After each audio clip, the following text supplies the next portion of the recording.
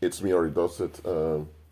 Let's say you get a text message from a guy and he tells you that he likes you, he wants to go out with you. Now, you think the guy is attractive, so you say, okay, I'm going. You tell your other female friends about the guy, and well, they're happy for you. But one of them said, I'm not sure about this guy. There's something off about him. Well, anyway, long story short, the day of the date, you end up, well, standing there at the location to meet the guy. The guy comes, but walks right by you. He's on the phone talking. First thought, huh? Why is he leaving the train station? Or why is he leaving the spot where we're supposed to meet? Why is he coming to the spot and he's just walking past by it? You don't want to think the words of it. Okay, so you just think, you know what? Maybe he had to go to the bathroom, whatever. You make an excuse. You call him, and he tells you, "Oh, I just had to go to the bathroom, so that's why I went to this Burger King over here." They tell him, "Oh, okay, okay. So after you leave the Burger King, please meet me at the square over there, because there's a square right next to the Burger King." He says, "Okay." He hangs up.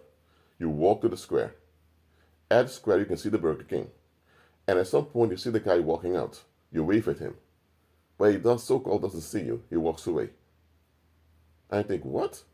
Then he calls you. And he tells you, hey, I'm at a coffee shop now.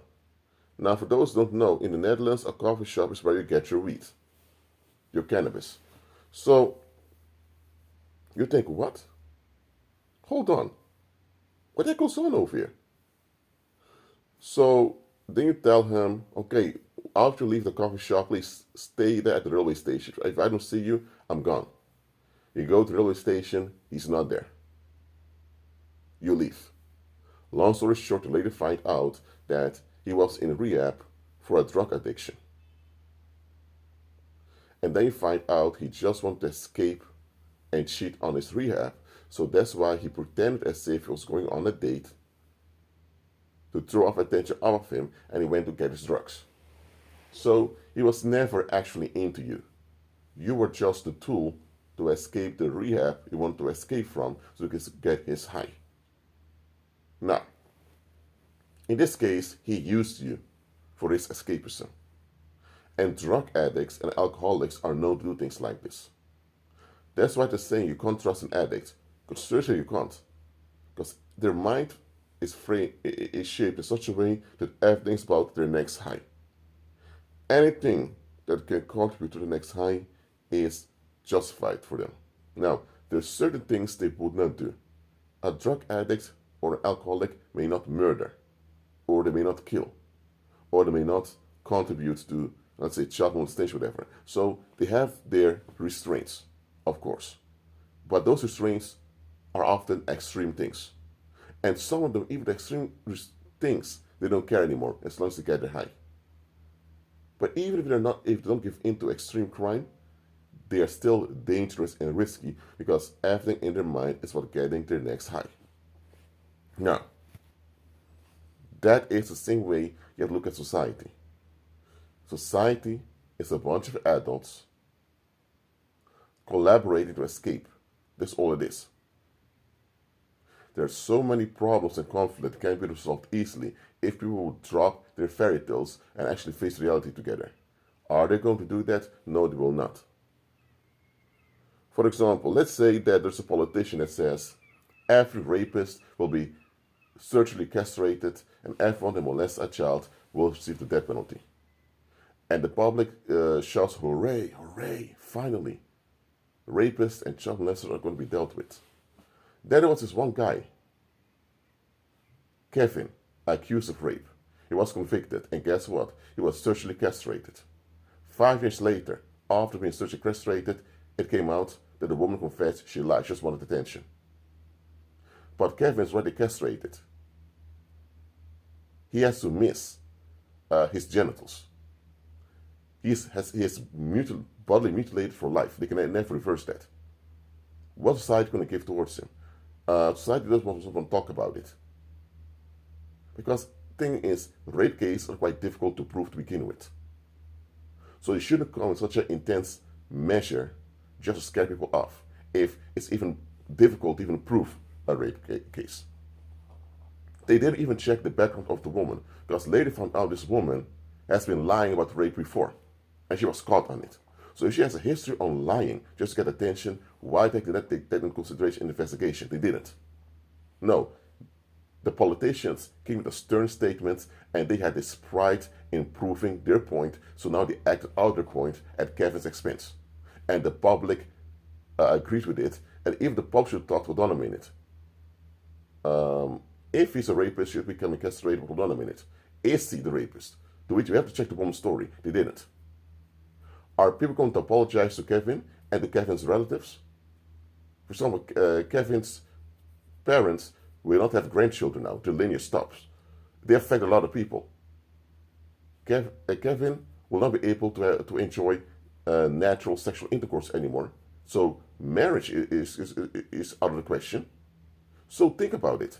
You disable a man for life because you want to prove a point to the public. And now that your point is proven to be wrong, are you going to take accountability? No. That's how society is. And there was another guy. He was hanged for child molestation and later found out that it wasn't him.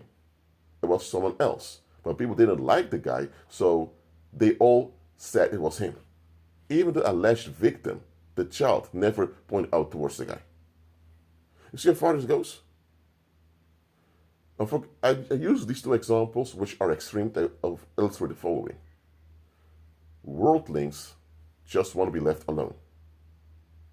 And if there's a problem or a conflict that keeps showing up in their face, they want to attack the issue. Because the pain they accumulate by being confronted, they want to dump it somewhere. Because that pain will haunt them unless they have an outlet for it. So society is always looking for victims. They don't care whether you're innocent or guilty. They just want people to offload the unrest upon. And they will always come with some excuse to justify them offloading unrest onto you. Whether you're guilty as a criminal or not does not matter. They're always looking for someone to offload upon. And guess what? Their offloading will cause more harm than good. And that harm will also affect people who have nothing to do with the target. So there will be collateral damage. Do people ever apologize for the collateral damage they've caused by supporting some policy? No. They'll tell you, well, it happened, it's a policy, to get over it. But here's the thing, if you as an individual would do anything that they as a group don't approve of or they're upset about, for life they will use it against you. Either they put you in prison, or they put you on a blacklist, or they socially exclude you, so you end up not getting a job, you end up becoming homeless. So they threaten your life anytime they're upset with what you do that's not in harmony with what they want. So they treat you as a disposable option they can do anything with, but they don't want you to treat them as a priority. This is narcissism, simple as that. Call this out and you have people that want to take your life because you are proof there's something wrong with them. Anytime people in the world have to face their own collective dysfunction, it generates resentment in them because they don't want to face it. And the pain of resentment, they will look for an outlet for it. So anytime you see politicians say we're going to be tough on crime or we're going to take harsh measures, it's because there is something in the community that people don't want to face. It's not about crime. Crime is going on all along. It is something else they don't want you to address. Look, just like the drug addict or alcoholic will fake interest in you just so that they can get their high, the same way society will always have some villain to point to. They will tell you, well, Kevin got castrated and he was not the rapist, well, that's the fault of the prosecution. The prosecutor should have been that hard, or he had the wrong defense lawyer. Well, and nobody wants to admit, you know what, this woman was a lying thief. And why did they believe a lying thief who has a track record of hoaxing people? And here it comes. Kevin was not even in town when the alleged rape happened. It's proven it was somewhere else. So instead of admitting that the public is to blame for supporting this weird policy against rapists, that you don't want rapists to be around is one thing, but to agree with inhumane measures just to relieve yourself, that goes too far. Just because someone is violent doesn't mean we're not justified to be violent towards them. Simple as that. We can take measures to stop wrongdoing and evil in our communities. We should. But we shouldn't become violent just to fight off violence. Whether the violence is rape or child molestation or actual murder or theft, whatever, it doesn't matter what the violence is. The moment you become violent too, you're participating in the unrest. So when the community participates in unrest, because they want to fight off unrest, the community is to blame for being cowards and being late in murder. Simple as that. But the community will always have some villain to point a finger at, so that they don't have to admit we're wrong. We did it. We allowed this to happen. We rejoice in it. We are the bad guys. You will never hear this from society, ever.